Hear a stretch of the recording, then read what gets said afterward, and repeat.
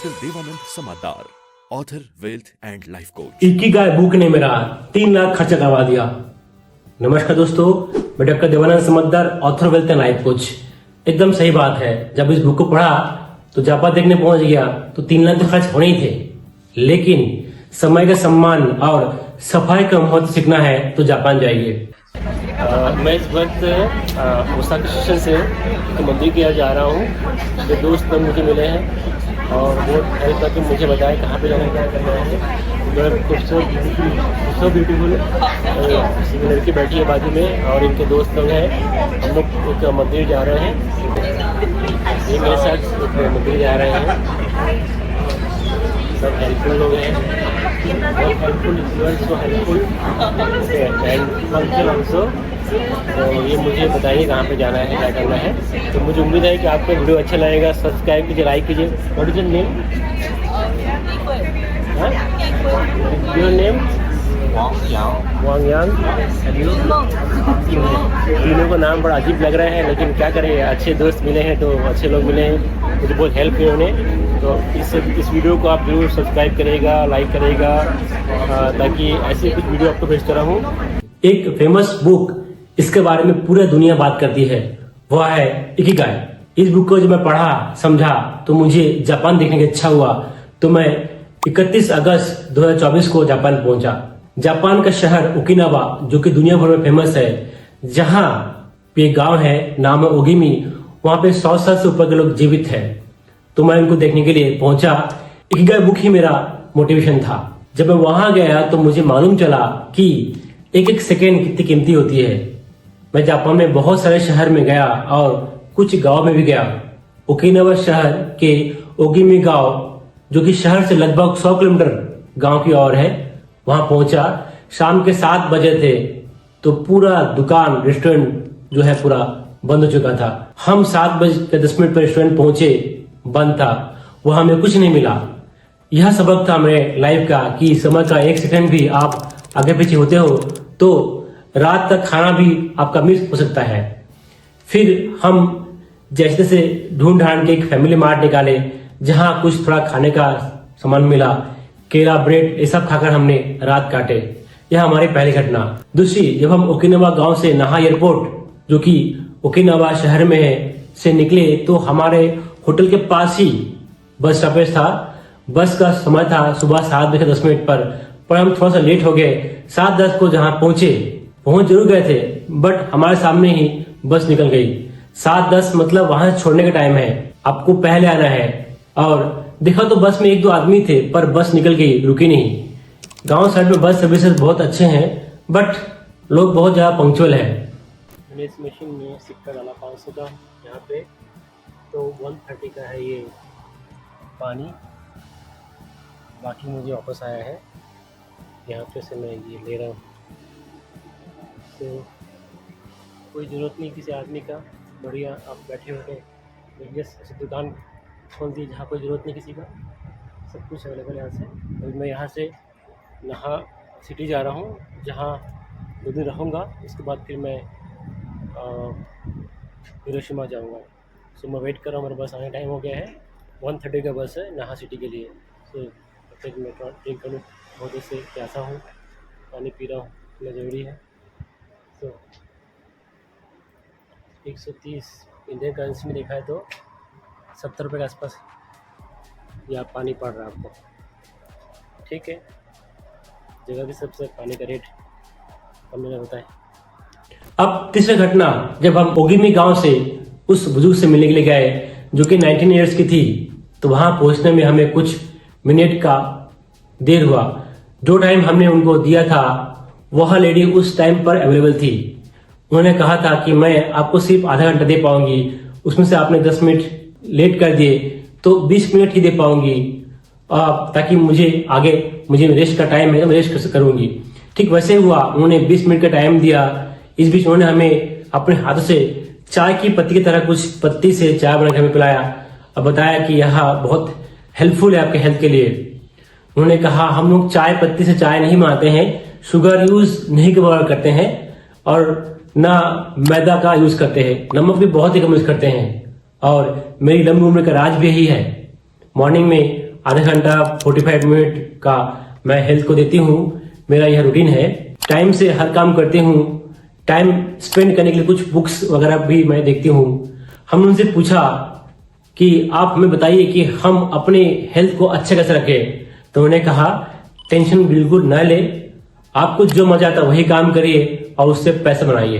यह बात Ikigai book में लिखा गया था।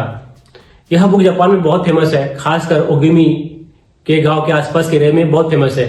लोग आते इसी बहाने, वहां के लोग को अच्छी खासी कमाई होती है। हमने अपने ड्राइवर से जो हमें लेकर वहां गया था उसको हमने 10,000 जापानीज येन दिए। साथ में मेरा एक दोस्त था जिनका परिचय मेरे होटल में हुआ था, वो भी अर्जेंटीना से आया हुआ था, उसने भी 10,000 येन दिए। टोटल 20,000 येन दिए, तब जाकर हम उस लेडीज से बात कर पाए, उनका समय मिला, वह भी 20 मिनट के लिए। फोर्थ घटना, जब हम ओगिमी गांव से वापस नाहा सिटी की ओर जा रहे थे, नाहा सिटी में एक बस का वेट कर रहा था। बस का टाइमिंग 10:30 का था। बस से मुझे सी एक्वेरियम देखने जाना था जो कि जापान में बहुत फेमस है। मैं 10:30 को वहां पहुंच गया, पर जहां पर बस स्टैंड था वहां बस खड़ी थी, पर मैं पहुंचा शायद कुछ सेकंड लेट हो गया और बस का गेट जो है बंद हो गया, दरवाजा बंद हो गया। तो मैंने बहुत कोशिश की उसको खटकाने की, बट वो दरवाजा नहीं खोले, आगे बढ़ गए। नेक्स्ट बस जबकि मेरे को 45 मिनट बाद था, तो मैंने लाइफ का 45 मिनट वेस्ट कर दिया। समय का सम्मान जानना जरूरी है, और जानना चाहते हैं तो एक बार जापान जरूर जाए। क्योतो जाने के लिए मैं बस स्टॉप पे खड़ा हूँ। यहाँ देखिए पीछे में दिख रहा है आपको, ये भी बोलता है कब बस आने वाला है, क्या आने वाला है, टाइमिंग बोलता है, कहाँ जाने वाला है, सब टाइम बताता है इसमें।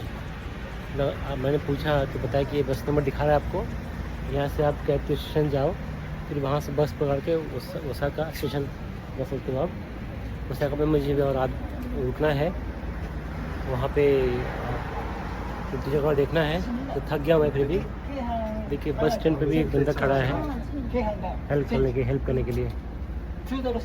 वो बता रहे हैं कि आपका बस अभी आने वाला है, हर 10 मिनट में 5 मिनट बस आता है। मेरे भी 206 नंबर अभी बस आने वाला है। यहाँ से मैं स्टेशन जाऊँगा, गोत्यो स्टेशन जाऊँगा, वहाँ से फिर मैं बस पकड़ के ओसाका स्टेशन जाऊँगा, ओसाका से फिर शाइन ओसाका जाऊँगा, वहाँ पर मैं कुछ घूमूंगा फिरूंगा। बस के बाद मैं आता हूँ मेट्रो ट्रेन में। मेट्रो ट्रेन का हाल भी वैसे ही रहा मेरे साथ। मुझे मेरे मेट्रो ट्रेन से ओसाका सिटी से लांबा सिटी जाना था। मेट्रो ट्रेन जो है लगभग हर 5 मिनट में आते हैं, पर मुझे जिस जगह जाना था उसके लिए दूसरी ट्रेन से क्रॉस करके किसी और ट्रेन से होकर मुझे जाना था, जहाँ लगभग मुझे हाफ एन आवर्स में जाना पड़ता है। तो जब मैं उस ट्रेन पे पहुंचा, टिकट लिया, तो मुझे कुछ 5 सेकंड के आसपास लेट हुआ, वो ट्रेन निकल चुकी थी। तो वहां मुझे नेक्स्ट ट्रेन के लिए आधा घंटा वेट करना पड़ा। मेरा बहुत सा टाइम जो है वेस्ट हो गया। मेट्रो ट्रेन के बाद हम आते हैं शिनकानसेन ट्रेन, जो कि जापान का सबसे स्पीड ट्रेन है। लगभग 300 किलोमीटर के स्पीड से पर घंटा वो चलता है। वह ट्रेन में भी 1 सेकंड का लेट नहीं होता है। उस ट्रेन की खासियत यह है कि सारे सीट बुक रहते हैं और सभी सुविधाएं रहती है, जैसे आपका फ्लाइट के में होता है ना, फीमेल आती है अपना नाश्ता पानी लेके, यहाँ भी व्यवस्था है, वो रहता है। पर वो बिजनेस क्लास में है, नॉर्मल क्लास में नहीं होता है। मैं शिनकानसेन से टोक्यो जा रहा था, वहां भी जब मैं 12:15 का ट्रेन पकड़ने के लिए गया तो वहां पे ट्रेन 12:14 को ट्रैक पे आ चुका था। मैं भाग कर गया और चढ़ा।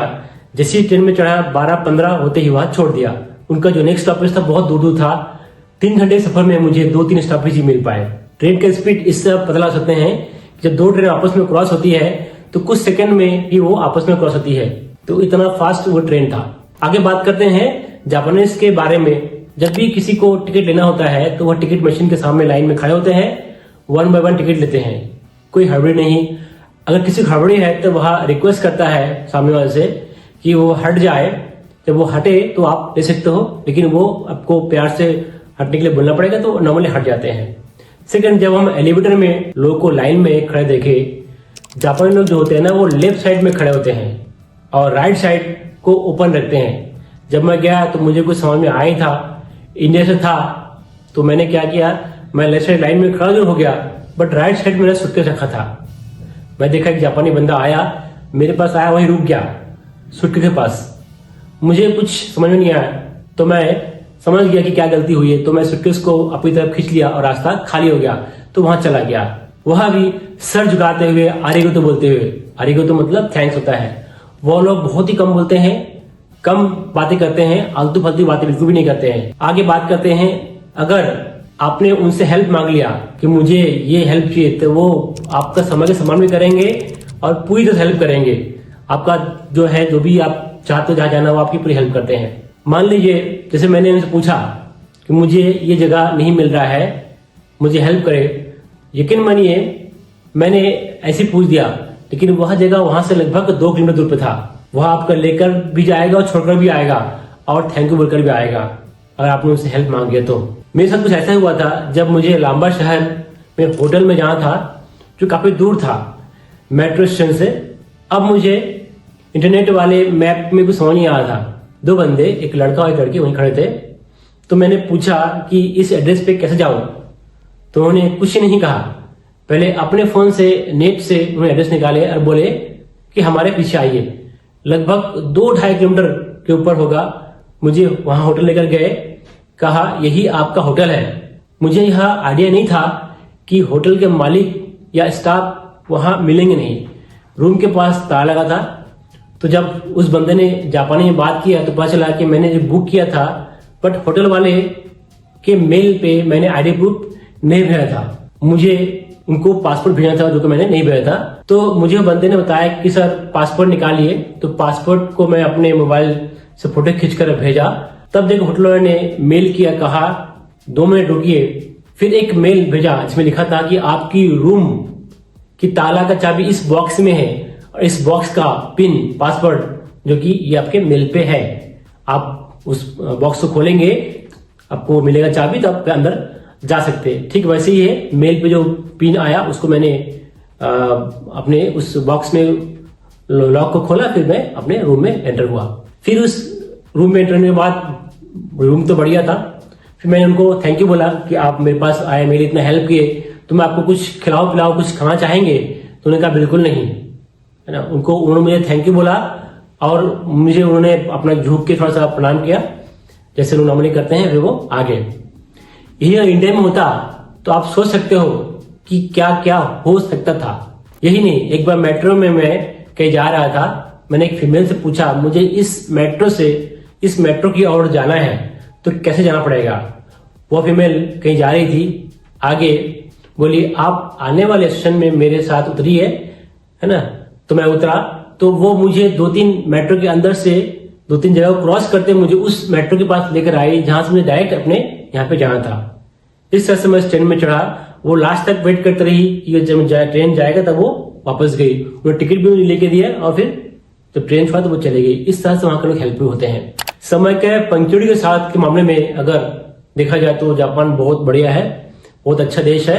रिस्पेक्ट के मामले में भी, और हेल्प के मामले में हो, फिटनेस के मामले में हो, खान पान के तरीके के मामले में हो, टेक्नोलॉजी हो, इस सब चीज में जापान बहुत बढ़िया है। इकिगाई बुक ने हमें एक आइडिया दिया था कि आप जापान जाइए और अपने आप को देखिए कि आप कहां पर है, आपके अंदर क्या कमी है, वह आप सीखिए। इस बुक के माध्यम से यह मालूम चला कि आपका पर्पस ऑफ लाइफ क्या है, मतलब जीने का उद्देश्य क्या है। और मैंने जापान जाने का फैसला भी इसलिए किया। लगभग 3 लाख का खर्चा हुआ। अगर आप जापान जाना चाहते हैं और कम खर्च में जाना चाहते हैं तो आप मुझसे संपर्क करें, मुझे फोन कर सकते हैं। इस चैनल के बाहर मेरे नंबर दिया हुआ है। इस बुक में 4 पॉइंट को डिस्कवर किया गया, जिसको मैं शॉर्टकट में कहता हूं MVP। M मतलब मिशन, V का मतलब वोकेशन, P का मतलब प्रोफेशन और P का मतलब पैशन होता है। मैं इस 4 पॉइंट को सिंपल तरीके से बयां करता हूं। पहला, M का मिशन, आपको क्या काम पसंद है जिसकी जरूरत दुनिया को भी है, तो ये आपके लिए हो जाएगा मिशन। दूसरा, V फॉर वोकेशन, दुनिया को जिस काम की जरूरत है, दुनिया इस काम के लिए आपको पढ़ाई दे रही है। कहने मतलब जो भी आप काम कर रहे हो, क्या दुनिया इस काम के लिए पढ़ाई दे रही है, तो हो जाए आपके लिए वैकेशन। तीसरा, P का मतलब होता है प्रोफेशन, आपको जिस चीज के लिए भुगतान कर रही है, क्या वह काम पसंद है आपको? अगर पसंद है, मतलब दुनिया जिस चीज के लिए आपको भुगतान कर रही है, क्या वह काम आपको पसंद है, मतलब वो आपके लिए हो गया है प्रोफेशन। ठीक है। अब चौथा P मतलब पैशन, कि आपको क्या काम पसंद है और आप किस काम में माहिर हो। यदि आपने ढूंढ लिया तो मतलब आपने पैशन ढूंढ लिया। इन चारों का सारांश निकलता है पर्पस ऑफ लाइफ, यानी कि जीने का उद्देश्य या आपकी जीने का रीजन क्या है, जो कि इस बुक में दिया हुआ है। मैं वहां पर 88 ईयर्स के लोगों को डांस कर देखा होटल के सामने के एरिया में। कुछ ऐसी जगह बने हुए थे जहां लोग शाम होते ही मस्ती और डांस कर रहे थे। ऑफिस से निकलते वक्त अगर आसपास में डांस का जगह दिखता है या म्यूजिक चलता हो तो रुक के वहां एंजॉय करते हैं, फिर आगे बढ़ते हैं। ग्रामीण इलाके में लगभग 7 बजे के आसपास बंद होता है रेस्टोरेंट वगैरह, बट शहरी इलाके में 10 के बाद ही बंद होता है होटल वगैरह, रेस्टोरेंट वगैरह। मैं एक बार लांबा शहर गया तो घूमते घूमते मुझे बहुत देर हो गया, तो मैं वहां के रेस्टोरेंट में गया जहां का क्लोजिंग टाइम था 10 बजे का। तो मैं लगभग 15 मिनट बाकी तक पहुंचा तो उन्होंने मुझे कहा कि अभी आपको खाना नहीं मिल पाएगा क्योंकि अब बंद होने का टाइम हो गया है। वहां पे नेपाली होटल था तो हिंदी में बात करते थे, तो मैंने बोला भैया भूख तो लगी, मैं क्या करूं? तो उन्होंने एक आइडिया दिया, बोले सर एक काम करो, बैठो, मैं आपको 10 मिनट में खाना पका कर दे रहा हूं, आप उसको घर ले खाइए क्योंकि यहाँ पे आपको खाने का मना है, 10 के बाद हम लोग बंद करते हैं। हाँ, होटल्स के अलावा कुछ बार वगैरह वो खुला होता है बट वो बहुत अच्छा खाना नहीं बनता है, तो आप 10 मिनट की मैं आपके लिए खाना बनाता हूँ। तो मुझे खाना बना पैक किया और मैं उस खाने को ले गया और अपना खाया, जबकि रेस्टोरेंट वगैरह बहुत 12-1 बजे तक बंद होते हैं, कोई दिक्कत नहीं, बट मुझे खाना मिला, लेकिन होटल में अपना घर जाकर खाया। दोस्तों, कुछ जगह में 7 बजे बनते हैं और कुछ जगह में तो 10 बजे होते हैं, लेकिन जो सिटी होती है, सिटी में जो है वहाँ के लोग लेट नाइट पार्टी भी करते हैं। वहाँ पे बार होते हैं, छोटे छोटे रूम वाले बार होते हैं, वहाँ बैठते हैं, शाम 7 बजे से लेकर 12 बजे तक पार्टी करते हैं, ठीक, उसके बाद घर जाते हैं। ये कल्चर वहाँ भी है, बट लेकिन वो सुबह अपने को मेंटेन करके अपने काम पे आते हैं, वो लेट नाइट तक नहीं सोते, सुबह उठते अपना काम पे आते हैं। उनके पास 2 टाइप के कपड़े होते हैं पहनने के लिए। ठंड के मौसम में वो गर्मी करता है और गर्मी के मौसम में ठंड करता है। जैकेट के अंदर ऐसे इलेक्ट्रिक सिस्टम होता है कि गर्मी में ठंडक वाला इलेक्ट्रिक हीटर यूज करते हैं, उनसे उनको ठंडक मिलती है, और ठंड के मौसम में गर्मी वाला इलेक्ट्रिक हीटर यूज करते हैं जिससे उनको गर्मी का एहसास होता है। कपड़े के अंदर इलेक्ट्रिक वायर या पॉइंट होते हैं, उससे वो इसको करते हैं। वो लोग कोशिश करते हैं कि वॉकिंग करते हुए जाए, आसपास अगर जा रहे हो, नहीं जाना हो तो थोड़ा दूर जाना हो तो इलेक्ट्रिक साइकिल यूज करते हैं। कुछ लोग नॉर्मल साइकिल भी यूज करते हैं जो पेडल वाला होता है, बट वो कोट और अच्छा टाई पहन के जा रहे हैं, मतलब वो ऑफिस जा रहे हो तो इलेक्ट्रिक साइकिल यूज करते हैं। और हर एक वाहन का एक लाइन बना हुआ है, उनको उसी रोड से जाना है, इधर उधर जाएंगे तो उनको तकलीफ हो सकती है। इकिगाई बुक पढ़ने के बाद जब मैं जापान गया तो एक चीज समझ में आ गया, वहां के लोग का वॉकिंग बहुत हो जाता है। जैसे जापान का जो टोक्यो शहर है, वहां में हवाई जहाज का राज धरती के ऊपर का हिस्सा है हवा का, और धरती के ऊपर का हिस्सा बिल्डिंग के लिए है, धरती के नीचे का हिस्सा ट्रेन का जाल बिछा हुआ है। बट ट्रेन का जो मेट्रो स्टेशन है वह काफी दूर दूर है, जमीन के नीचे बहुत सारा सीढ़ी चढ़ना पड़ता है ट्रेन को चढ़ने के लिए, बहुत टाइम लगते हैं। उससे उनके हेल्थ अच्छा रहता है। सुबह सुबह एक्सरसाइज नहीं भी किया है तो भी उनका एक्सरसाइज हो जाता है। इतना लंबा चढ़ते हैं कि एक्सरसाइज होना ही है, क्योंकि शहर के नीचे के हिस्सा में क्लीन और ट्रैफिक रहता नहीं है क्योंकि उनको ट्रेन पकड़ना होता है, बट वो चलते बहुत है। कुछ इलेक्ट्रिक बसेस भी वहां पे है, बट वो बहुत कम दिखते हैं। जापान के बाकी शहर में बस और मेट्रो होंगे, ऊपर ही होंगे, पर टोक्यो में मोस्ट ऑफ टाइम नीचे देखा गया है। और इसके अलावा वहां हमने एक बिना ड्राइवर के मेट्रो चलते देखा है, जहां ड्राइवर नहीं है, अब वहां अपने आप चल रहा है, टाइम से आता है और हर स्टेशन पे एग्जैक्ट जगह पर रुकता है और एग्जैक्ट जगह पर दरवाजे खुलते हैं। लोग अपना टिकट लेकर उसमें बैठ जाते हैं, जहां उनको उतरना है उतर जाते हैं। एक चीज मैंने और ख्याल किया है, जापान में कितना बड़ा बड़ा मेट्रो स्टेशन है क्यों ना हो, बट उसके अंदर काम करने वाले स्टाफ 1-2 ही है, बाकी सब ऑटो ऑप्शन में है। मतलब हमसे 20 साल आगे ही है, मान के चलिए आप। अगर कोई प्रॉब्लम हुआ तो वो आदमी हेल्प करता है, और मान लीजिए कहीं जाना हो तो आपको कुछ नहीं करना है, आपको काउंटर में पूछना है कि मुझे यहां पर जाना है, काउंटर वाले पेपर में प्रिंट निकाल कर देंगे, आपको गाइड भी करेंगे, प्रिंटेड मैप दिखाकर बताएंगे कि आप यहाँ पे खड़े हो, यहां से यहां पर जाओगे, यहां से यहां पर जाओगे तो आपको अपना अगला बस या ट्रेन मिलेगा, बस से आप चले जाइए। और हाँ, जापान में एक खूबिया और है कि वो साफ सफाई का बहुत ध्यान रखते हैं। चाहे घर का टॉयलेट हो, पब्लिक टॉयलेट हो, बहुत ही क्लीन रखते हैं। और मैंने जो भी होटल में ठहरा है, सभी होटल में टब वाला बाथ के साथ साथ बाथरूम जबरदस्त क्लीन था। उनका शायद मानना ही है कि अगर आपका घर बाथरूम क्लीन रहेगा, स्वच्छ रहेगा, तो आपका दिमाग भी स्वच्छ रहेगा, तो आप कोई गलत काम, गलत चीज नहीं सोच सकते। इसलिए वहां का लोग का जो कल्चर बहुत ही रिस्पेक्ट वाली है। रिस्पेक्ट के साथ बात करते हैं, सर को झुका के बात करते हैं। कुछ पूछो तो पहले वो मुस्कुराते हैं। यह मैंने खुद अनुभव किया है। लड़का हो या लड़की, आप किसी पूछ सकते हो, जो भी आपको पूछना है, कोई इनकार नहीं करेगा। कोई भी काम वहां लाइन लगाकर करते हैं, कभी भी आगे नहीं बढ़ते हैं। उनकी बारी आएगी तो वह उस काम को करेंगे। मैंने करीब 2 हफ्ते बिताया है, न कभी एक्सीडेंट देखा, न कभी लड़ते देखा किसी को। क्योंकि वहां पर मेट्रो सिटी में नाइट पार्टी का कल्चर भी है। वहां के यंग लड़के बार में जाते हैं। बात थोड़ा छोटा होता है, जैसे मैंने बताया, शाम को 7 से रात के 12 बजे तक पार्टी चलती थी, पर झगड़ते लड़ते मैंने कभी देखा नहीं है। अगर रेस्टोरेंट में जगह कम है तो वह बाहर लाइन लगाते हैं, अपनी बारी का इंतजार करते हैं। गर्मी के मौसम में वो अपने हाथों में एक फैन, जो कि आज बैटरी चलता है, लेकर चलते हैं। यह फैन जो पुराने जमाने का फैन था, उसका रिप्लेसमेंट है। आपने वीडियो वगैरह में देखा होगा, जापानीज फैन ऐसे हिलाते जो है ना, उसके बदले में जो हाथ से ऐसे करते। आजकल क्या युग चेंज हो गया है, आज इलेक्ट्रिक फैन आ गया है, वो भी गले में लटकाते हैं रस्सी में, है ना, और उसका भी हवा एंजॉय करते हैं। हर कोई सिस्टम में है। एक बार जाएंगे तो मजा आ जाएगा, भले खर्चा कितना हो, पर जापान जाकर समय कीमत और लोगों को रिस्पेक्ट करना आप सीख जाएंगे। तो अगर आपको सर मेरा वीडियो अच्छा लगा तो उसको सब्सक्राइब करिए, अपने दोस्तों को शेयर करिए, बेल आइकन दबाइए, ताकि ऐसे कुछ नया चीज आपको देता रहूं। मैं जापान के बारे में बताया, उस किसी और देश के बारे में बताऊं। सो मैं डॉक्टर देवानंद समदर, बहुत बहुत धन्यवाद। आपने मेरे वीडियो को देखा, सब्सक्राइब किया, लाइक किया। धन्यवाद। I am from Argentina and this is my first time in Okinawa. I think it's a very nice place. Many things to discover. The food, the people, the climate. It's a very nice Dr. Devanand Samadar, author, wealth and life coach.